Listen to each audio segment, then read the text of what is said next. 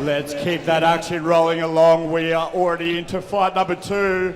Let's bring into the blue corner, Charlie Rezek. Okay, so Charlie Rezek. So fighting up at Ignite on the Sunshine Coast from Caloundra.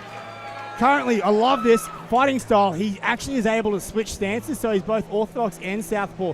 So that switch stancing usually tells me he comes from a bit of a karate background and be able to utilize both things. So I expect some wild kicks coming from anywhere. We've also done BJJ, Muay Thai, and as I mentioned before, the Taekwondo as well. At this stage, he goes, doesn't know much about his opponent. It's not going to matter. He's going to try and finish the fight, maybe by submission, but he's looking for a finish no matter what. No, and he's coming out of that Dunstan Ignite MMA, so he's anything could possibly happen. They've got great wrestling, they've got great striking, anything. These fighters really come out with a wealth of knowledge, and they can Please welcome Charlie. They can craft themselves into what they're really good at. Anytime we see a fighter come out of Ignite MMA with Ryan Dunstan in his corner, we know we've got a really, really well-trained, well-schooled guy, well-rounded guy in the cage. And that's what you have a lot from these big clubs, is that fundamentals and making sure everyone has them.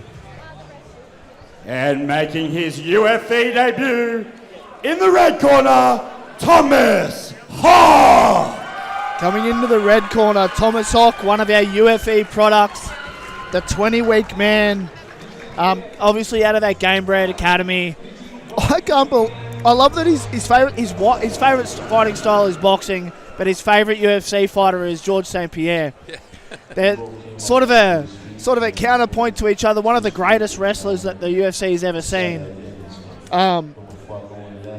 Yeah, but also not bad in terms of if you want to model your career on someone. George St. Pierre is not exactly the worst. Well, one of the things I used to love about his ability is like cross training and everything. Basically, could easily make the Canadian wrestling team. Went across and did gymnastics, high level jiu-jitsu, and he's just a martial artist. So it's great to see if Hawk is able to have any of that rub off on his career. Great way to start. And a part of Thomas Hawk's experience doing the UFE, he's enjoyed the community, he's enjoyed the connection with a group of athletes, he's achieved more fitness, strength, discipline, and this is a great example of a young man coming into a program like this, looking to test himself, looking to actually grow and get some good personal development out of it. I think that's a really good thing for a lot of these people that haven't been in a lot of these gym environments, that you don't realise how incredibly welcoming and accommodating the gym environment is. Particularly in MMA. Some of my best, kindest, sweetest friends are also the most savage fighters that I've ever known. But they are gorgeous, wonderful people. And sometimes people find that out, particularly down the valley on a Saturday night. A couple of years ago, who was it? One of the guys from Gamebred? Yeah, we all saw it. That went viral. And he's a Victor. Now, in saying that, guys, they're humble for a reason. They have nothing to prove, and this is where their showmanship comes in play. And all their energy goes into their training and their discipline. Tim's about to give these guys some tingling in the plums for sure. Well, this is fight number 2, brought to you by UFE Series 3. You'll find QR codes around. If you like what you're seeing here and want to have a go next series, get on it. It's a great night, and you'll see what these boys can do. Introducing first, in the blue corner, fighting out of Ignite MMA, Charlie Rezek.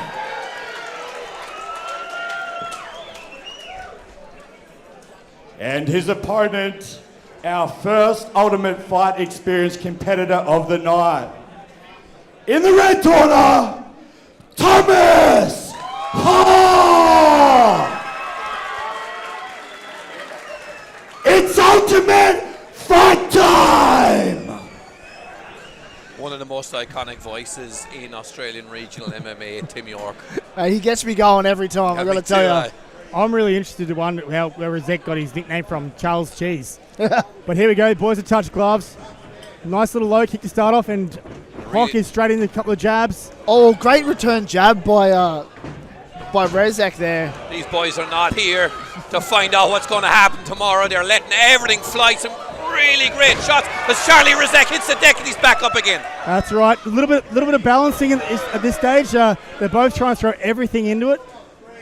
Understanding that this is going to be 3-minute rounds, if it makes that. But the way these boys are throwing, they're looking at bad intention on everything. That was a nice little throw there. A little bit of a hit toss. It turns out they both just agreed that the feeling out process is something they'll figure out with the next opponent. Yep.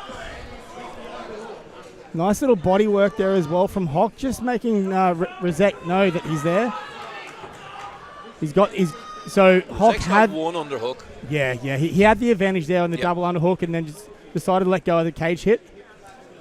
Because the gloves can get caught in the cage a little bit and does make it hard to do things. Oh, beautiful little take, almost a throwdown. Oh, that solar plex punch by Hawk. Nice body shot, by Hawk.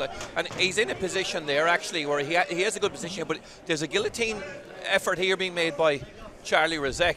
Yeah, he's trying to pull it up. At this stage, he's only one hand in. He hasn't quite got the second hand clasp by the looks of it. But one of the things with you'll have with people who haven't done a lot of grappling is anytime a choke is on, there is sometimes a premature tap, just in terms of you're not sure how much you can handle. So you'll notice when you get your brown belts and black belts, it's like, it looks like the choke's on, and they're like, yeah, I'm still fine. So it's just that filling out process. I have to say, I really like Thomas Hawk's attitude here in the clinch. He's working hard on the body of Charlie Rezek, and he's trying to take advantages every time there's an advantage. If he opens up, he's working the body. There's a guillotine attempt on here again. Yeah, he's not rushing, like he's not overly concerned thing, like it's on, but he's just pressuring through, just trying to breathe through that. Well, he's not locked in, so this is a position where he can arch his. Yeah, he's going to pull himself straight in the full mount in the end of it, and he's just walking him across into the centre of the cage now. And for everyone at home, the reason he's doing that is the cage is one of your best assistance points of getting up. So if you can get yourself to the cage, you can actually wall walk and get out of these kind of positions. Yeah. But when you're out in the middle, you actually have to rely on good quality jiu-jitsu or form of wrestling to get yourself up. Good cage awareness by Thomas Hawk to walk him out and get him around. Almost got a hip bump over there as well. Basically, Hawk had his right hand really, really deep under Rezek's back, and then almost got hip tossed over it as he's throwing the punches. Goes for it again. He's almost got it. Pulling him through. There we go. He's got it. And that's the end of it. It's so good. Yeah, okay. It's great for Hawk to be fighting through. Yeah. It's really interesting. Once that really big adrenaline dump sort of came and they slowed down, you got to see a lot more of the technique between the two of them come out throughout the match. That first minute was, I'm going to punch your head off. Both of them just swinging for the fences. Yeah. We then settled down into the technique of a fight, into more of a rhythm, and then we got to see a bit more of what they've been working on. And that's always a great feeling out process, particularly when they get in that wall fighting and the hand fighting, the head position, and then one of the guys got a takedown and it went from there. I was really impressed with Thomas Hawk's cage awareness to try and walk Charlie Rezek away from that wall to prevent him from using the cage as an escape route. Well, we've got the sister company, like the sister places. Basically, we've got Gamebred versus Ignite. They cross-train so much together. They're almost the same club, just one's on the sunny coast, one's in Eagle Farm, and here they're going back out again. And this is where all that training comes in play. So the energy dump's gone now. It's just technique and what they're working on for each other now. Yeah, that's interesting. You say that. Great leg. Big right hand by Charlie Rezek, and that's all over. And Charlie Rezek has it. From absolutely nowhere. That right hand was accurate. Beautiful respect here by Rezek as well. And it came from, there was 2 leg kicks thrown by Hawk at the end. And I think Rezek saw that as Hawk was throwing those leg kicks, that the hand dropped down. There he is. That left hand dropped right down. God. That was right on the button too, right on the point of the chin. And Absolutely. The official was straight in. Absolutely. I've been on the end of a vicious knockout. They're not fun. The only saving grace is you don't remember him. Yeah. And he looks happy. He looks good here. He's talking to the official. He's sitting up and he's ready. He's got his coach. He's got Malin there with him, who's one of the loveliest, sweet men of the fight show business. It's good to see him get up. He's shaking out to the crowd. Everything's okay. nothing but hurt pride and maybe a bit of a sore chin come tomorrow. And this is all part and parcel of fighting. Who's this guy? You'll announce him in the next fight. Oh yeah, fine. Yeah, fine. What a... I think Charlie... Hawk was a... it was Rezek really ground him down in... He leg kicked, and then because of that, Hawk started to dip his arms down, and then Rezek took advantage right at the end. Straight down the barrel, across the chin, away he goes.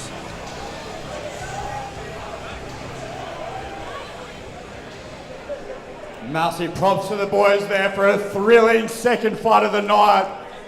At 17 seconds into round 2 via KO.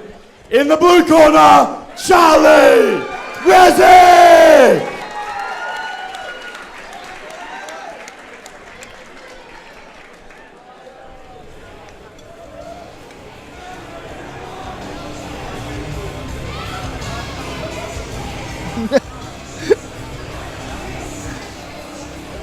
That what a great... This is one of those sports where coming into it for the first time, you probably won't think about it, but there's never anything but respect once you get into this ring.